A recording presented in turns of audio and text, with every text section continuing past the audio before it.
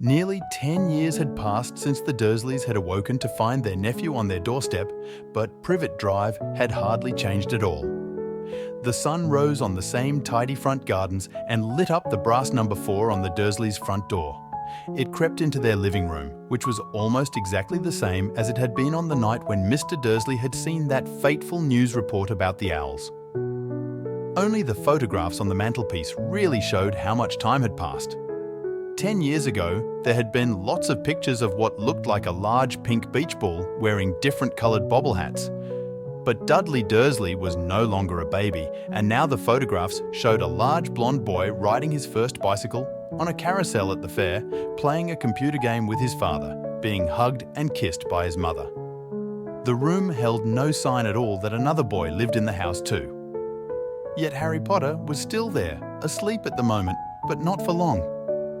His Aunt Petunia was awake, and it was her shrill voice that made the first noise of the day. "Up! Get up! Now!" Harry woke with a start. His aunt rapped on the door again. "Up!" she screeched. Harry heard her walking away towards the kitchen and then the sound of the frying pan being put on the stove. He rolled onto his back and tried to remember the dream he had been having. It had been a good one. There had been a flying motorcycle in it. He had a funny feeling he'd had the same dream before. His aunt was back outside the door. "Are you up yet?" she demanded. "Nearly," said Harry. "Well, get a move on. I want you to look after the bacon, and don't you dare let it burn. I want everything perfect on Duddy's birthday." Harry groaned. "What did you say?" his aunt snapped through the door. "Nothing. Nothing. Dudley's birthday. How could he have forgotten?" Harry got slowly out of bed and started looking for socks. He found a pair under his bed and, after pulling a spider off one of them, put them on. Harry was used to spiders because the cupboard under the stairs was full of them, and that was where he slept. When he was dressed, he went down the hall into the kitchen. The table was almost hidden beneath all Dudley's birthday presents. It looked as though Dudley had gotten the new computer he wanted, not to mention the second television and the racing bike. Exactly why Dudley wanted a racing bike was a mystery to Harry, as Dudley was very fat and hated exercise, unless of course it involved punching somebody. Dudley's favourite punch bag was Harry, but he couldn't often catch him. Harry didn't look it, but he was very fast. Perhaps it had something to do with living in a dark cupboard, but Harry had always been small and skinny for his age. He looked even smaller and skinnier than he really was because all he had to wear were old clothes of Dudley's, and Dudley was about 4 times bigger than he was. Harry had a thin face, knobbly knees, black hair and bright green eyes. He wore round glasses held together with a lot of scotch tape because of all the times Dudley had punched him on the nose. The only thing Harry liked about his own appearance was a very thin scar on his forehead that was shaped like a bolt of lightning. He had had it as long as he could remember, and the first question he could ever remember asking his Aunt Petunia was how he had gotten it. "In the car crash when your parents died," she had said.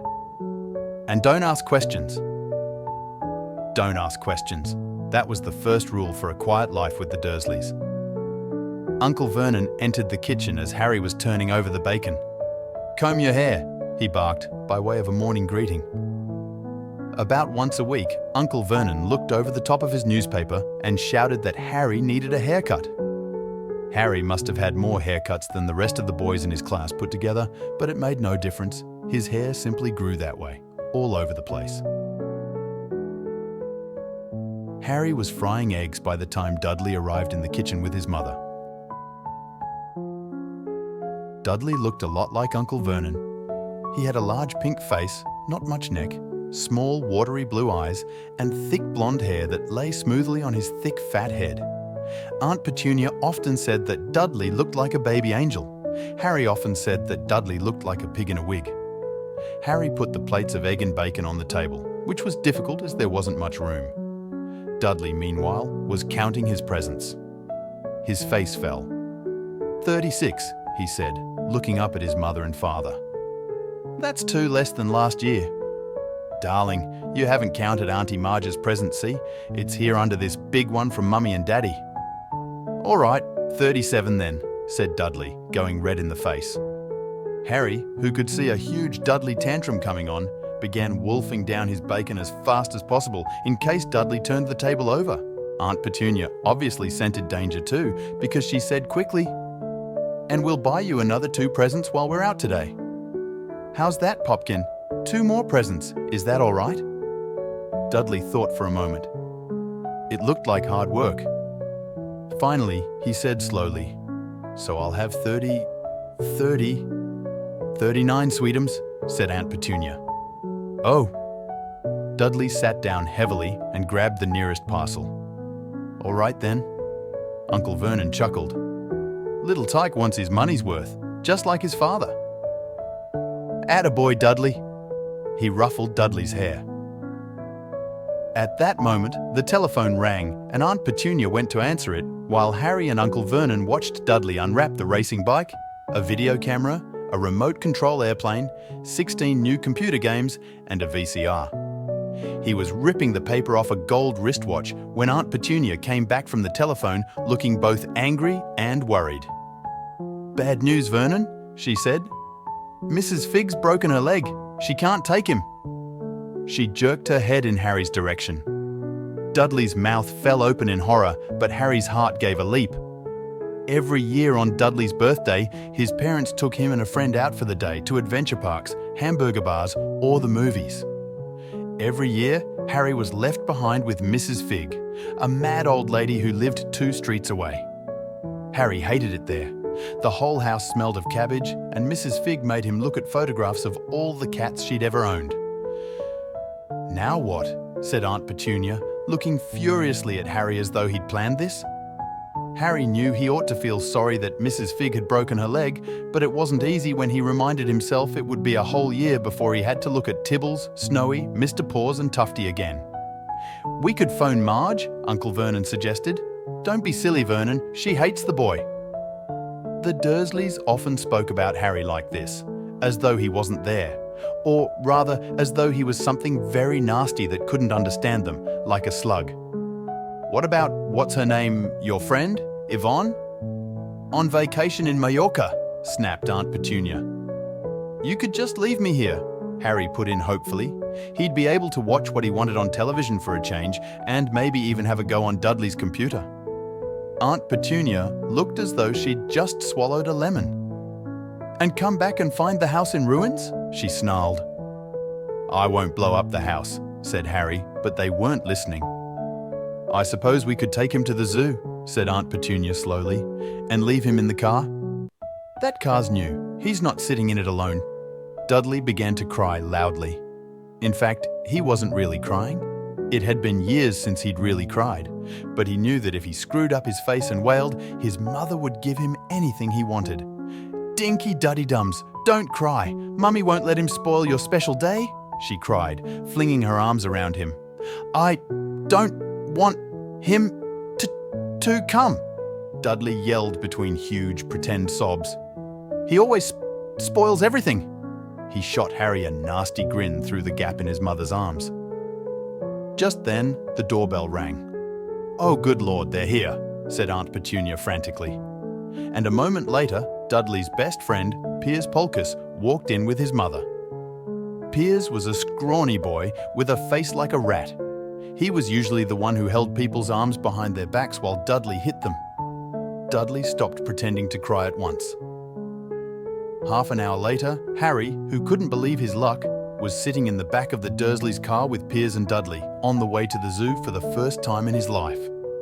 His aunt and uncle hadn't been able to think of anything else to do with him, but before they'd left, Uncle Vernon had taken Harry aside. "I'm warning you," he had said, putting his large purple face right up close to Harry's. "I'm warning you now, boy. Any funny business, anything at all, and you'll be in that cupboard from now until Christmas." "I'm not going to do anything," said Harry, honestly. But Uncle Vernon didn't believe him. No one ever did. The problem was, strange things often happened around Harry, and it was just no good telling the Dursleys he didn't make them happen. Once, Aunt Petunia, tired of Harry coming back from the barber's looking as though he hadn't been at all, had taken a pair of kitchen scissors and cut his hair so short he was almost bald except for his bangs, which she left to hide that horrible scar. Dudley had laughed himself silly at Harry, who spent a sleepless night imagining school the next day, where he was already laughed at for his baggy clothes and taped glasses. Next morning, however, he had gotten up to find his hair exactly as it had been before Aunt Petunia had sheared it off. He had been given a week in his cupboard for this, even though he had tried to explain that he couldn't explain how it had grown back so quickly. Another time, Aunt Petunia had been trying to force him into a revolting old sweater of Dudley's, brown with orange puffballs. The harder she tried to pull it over his head, the smaller it seemed to become, until finally it might have fitted a hand puppet, but certainly wouldn't fit Harry. Aunt Petunia had decided it must have shrunk in the wash, and, to his great relief, Harry wasn't punished. On the other hand, he'd gotten into terrible trouble for being found on the roof of the school kitchens. Dudley's gang had been chasing him as usual when, as much to Harry's surprise as anyone else's, there he was sitting on the chimney. The Dursleys had received a very angry letter from Harry's headmistress telling them Harry had been climbing school buildings. But all he'd tried to do, as he shouted at Uncle Vernon through the locked door of his cupboard, was jump behind the big trash cans outside the kitchen doors. Harry supposed that the wind must have caught him in mid-jump. But today, nothing was going to go wrong.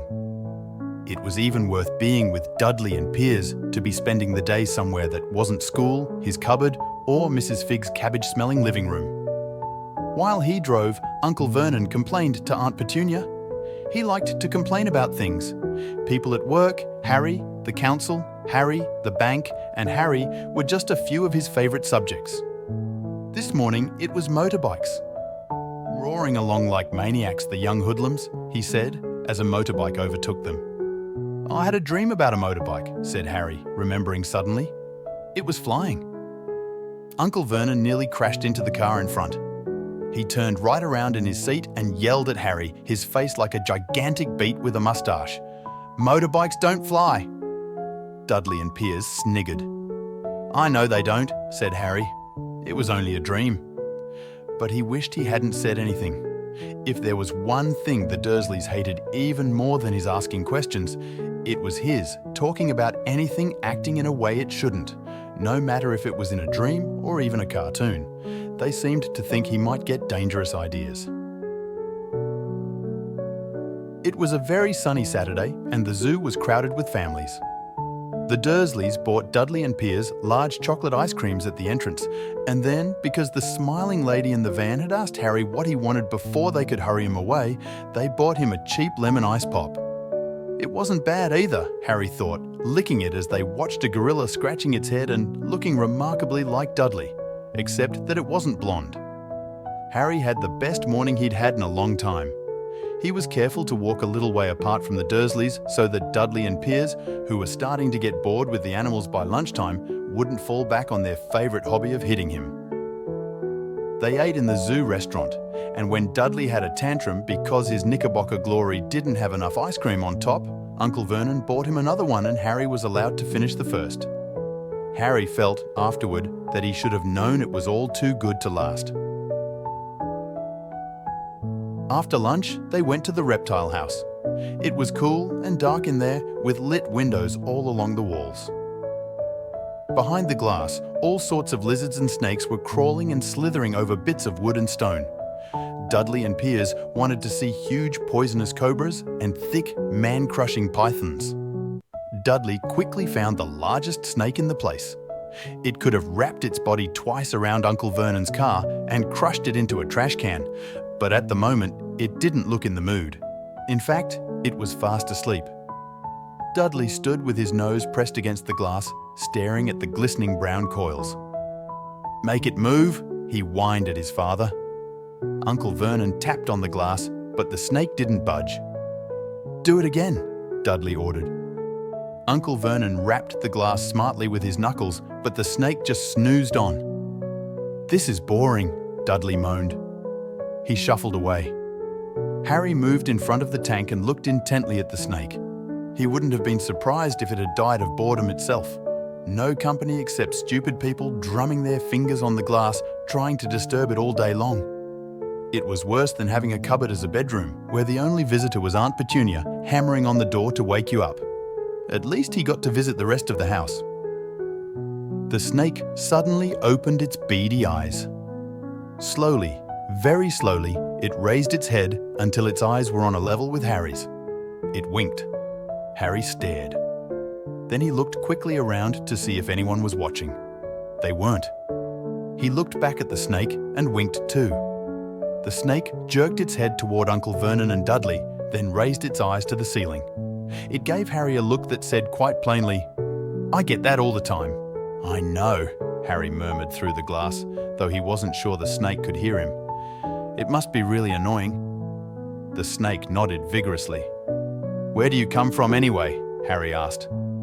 The snake jabbed its tail at a little sign next to the glass. Harry peered at it. Boa constrictor, Brazil. Was it nice there?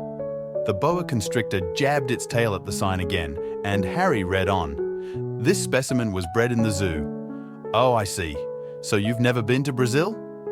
As the snake shook its head, a deafening shout behind Harry made both of them jump. "Dudley! Mr. Dursley! Come and look at this snake! You won't believe what it's doing!" Dudley came waddling toward them as fast as he could. "Out of the way, you," he said, punching Harry in the ribs. Caught by surprise, Harry fell hard on the concrete floor. What came next happened so fast no one saw how it happened. 1 second, Piers and Dudley were leaning right up close to the glass. The next, they had leapt back with howls of horror. Harry sat up and gasped. The glass front of the boa constrictor's tank had vanished. The great snake was uncoiling itself rapidly, slithering out onto the floor.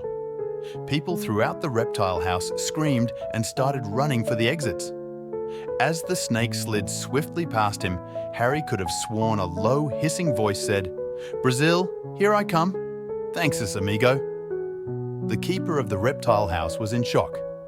"But the glass," he kept saying. "Where did the glass go?" The zoo director himself made Aunt Petunia a cup of strong, sweet tea while he apologized over and over again. Piers and Dudley could only gibber. As far as Harry had seen, the snake hadn't done anything except snap playfully at their heels as it passed.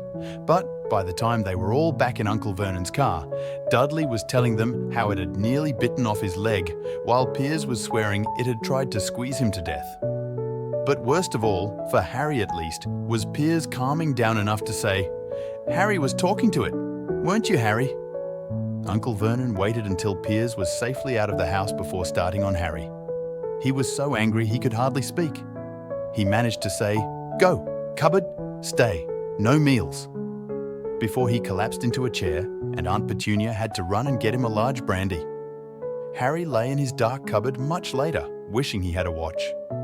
He didn't know what time it was and he couldn't be sure the Dursleys were asleep yet. Until they were, he couldn't risk sneaking to the kitchen for some food. He'd lived with the Dursleys almost 10 years.